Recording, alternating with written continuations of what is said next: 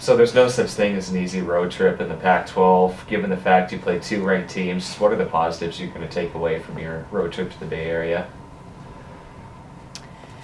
Well, I think two games, very different games. I thought we competed really well in the Cal game. We just kind of ran out of steam, I think, in that one. It was unbelievably humid, and I probably didn't play my bench as much as I needed to, and got to continue to trust that. I do like how they're competing in practice, and but just came across a player that is just kind of a beast and just wouldn't be denied. I mean, just at some point we had shots that didn't go, and their shots, they didn't go either, but she went and got a second rebound and a third rebound, and just didn't match some second half, really fourth quarter intensity that they brought. So I was really pleased with how we competed in the Cal game. I thought, and I think we can match up with them pretty well. And I think we have a chance. Obviously, maybe we get another chance at them on our home court. So a lot of positives in that game. The Stanford game, I thought we were just unbelievably scared at the beginning of that game, and did not compete well. And then I think in the second and fourth quarters, you saw a team that just kind of buckled in, and in both instances played some pretty good basketball. And we have to watch those instances and just understand that when we execute well, when we compete well on the defensive end of the floor, when we have all five players committed to both ends of the floor, we can be a pretty good team. We're just still very, very inconsistent. So inconsistency is kind of our middle name right now. So that's the thing that we're trying to improve on, and that's the difference between us and maybe the top echelon of this league right now. This is a smaller roster in terms of personnel. Is that something you're concerned about moving forward, playing your starters too many minutes over the course of the Pac-12 season? Well, they're 20 years old, and I don't really worry about them getting too fatigued. We have a day off every week. We have practice guys when we're here, so they slug most minutes in practice. So our players get quite a bit of rest in practice, the starters in particular. And I think it's more, I do think we have some players on our team that probably do need blows a little bit more. I think Bobby would be a little bit more effective if I could get her in and out of the game, not long periods of time, but just a little bit more of a blow. I think Maria as well. My strength coaches who monitor the heart rate, I think they're trying to get in my ear a little bit to find minutes, find seconds, instances in the game to get some people some time. And I really do think some of our bench players are getting to that level where we really do trust them, and I've got to do that in a game, even if it's a tight game, even if it's a great opponent. We've got to give them some time and see what they can do as well, and I think that would help our starters as well. Bobby's a tremendous offensive player, but over this weekend in those two games, what else did you see from her in the other areas of her game?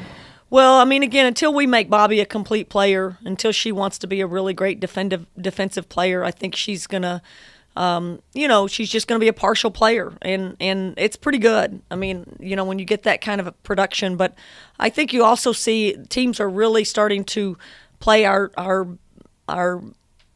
personnel certain ways, and they're sitting on Bobby, and they're making her make decisions on probably not the best parts of her game. They want her to shoot her outside shot more than anything.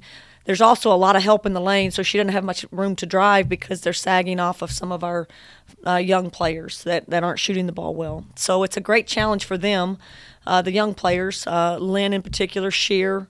They're really sagging off of. Those players have to be willing to step in and make some baskets, which would help everybody else on the court. Even Maria, her man sags off of her when she's on the perimeter. So it's really hard for Bobby. What she's best at is driving to the basket, and there's not a lot of driving lanes right now. So we've got to continue to get the ball to her in good spots on the floor, and she's got to be willing to keep the ball moving. That's the thing that she needs to work on, and not just demand getting her own shot, because really the way they're playing it, we need to trust that if the ball moves, we're going to get good shots. So we got to get Bobby just to continue to trust the system and trust her teammates, that if she helps them on the offensive end and continues to become a better defensive player, her game's only going to get better. And then looking at this weekend, first with Oregon State, for the past 3, 4, 5 years, the Beavers have been an Elite Eight, Final Four caliber team, and yet Washington State always seems to match up well with them. From your perspective, why has this been, a good matchup or a better matchup for this team? Well, I think probably the biggest thing that they do, they're a little bit less physical. They're not quite as punishing physically. They play a little bit more finesse game. It's a very pretty game. They want the ball to move and they pass it well. They're skilled. But I think the physicality of the game, they don't just overpower you with defensive. They're great defensively, but they're just not a physical team as much as some of the other ones in our league. So I would say for us, that's the same as us. We're very much a little bit more finesse oriented, and we don't like the physical play. And so I think that's a team that we do match up decently well with, although they have great players on the court that can really spread the floor and create advantages. One of the things that's been said in Pac-12 circles as well, if Scott Rueck can turn Oregon State into a premier team in the Pac-12, then it can be done at Washington State. Is there a danger, though, in just lobbying such a loose comparison around like that? Because every program is unique in and of themselves. Well, I don't. I mean, I think Scott and Oregon State is a great example of what happens in women's basketball, and I do think there's more than just one instance. I think Scott and where they're located and Corvallis and I mean, it's a great situation for us to compare to. I don't look at it as we're not going to completely be them, and clearly he's a great coach and he's built that thing.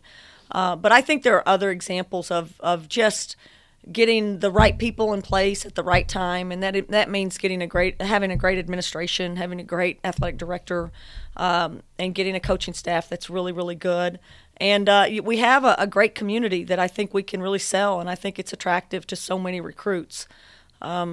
We don't draw a lot of fans, and I'm still one of the few out there, and that I'm completely and totally convinced that we have to put a good product on the court for fans to come. I think we have to win, and I think if we do that, we're gonna create a great environment for us at our arena. I think our drum line is as good as anyone in the country. I think our band is amazing, and our cheer team and the environment they try to create. But it's up to us to provide an entertainment factor for fans. And again, look at our football team. I mean, people come from miles around to come watch them. So I think it's doable. And I think when you get into college towns like Pullman, you can really create something special if you do your part and get a great product on the floor. Seeing how the Oregon game shook out a few weeks ago, just on the defensive end, Oregon can beat you in a number of ways offensively. How might you adjust your defensive scheme heading into Friday's matchup just to ensure that it's a better result? Well, it doesn't really matter what you do. If you don't play hard, you're not going to compete well with them. I mean, we can scheme it all we want. Obviously, we're going to tweak some things of how we guarded some on-ball defense. But I think whatever we did wasn't very good. And we didn't play very hard, and we got crushed on the offensive rebounding too, which is just some effort plays. So, you will get embarrassed, and I think at times we were very embarrassed against Oregon because we did not compete well. So, no matter what we do defensively, we just need to really compete and play hard and take on the challenge of the great player in front of them. And certainly we're going to try some different things, and just like we need to do on the offensive end, we need to create some better advantages for ourselves. So we're glad to be at home, and I think you'll see us play with a more complete game and a tougher competitive disposition than I think we showed in the last time.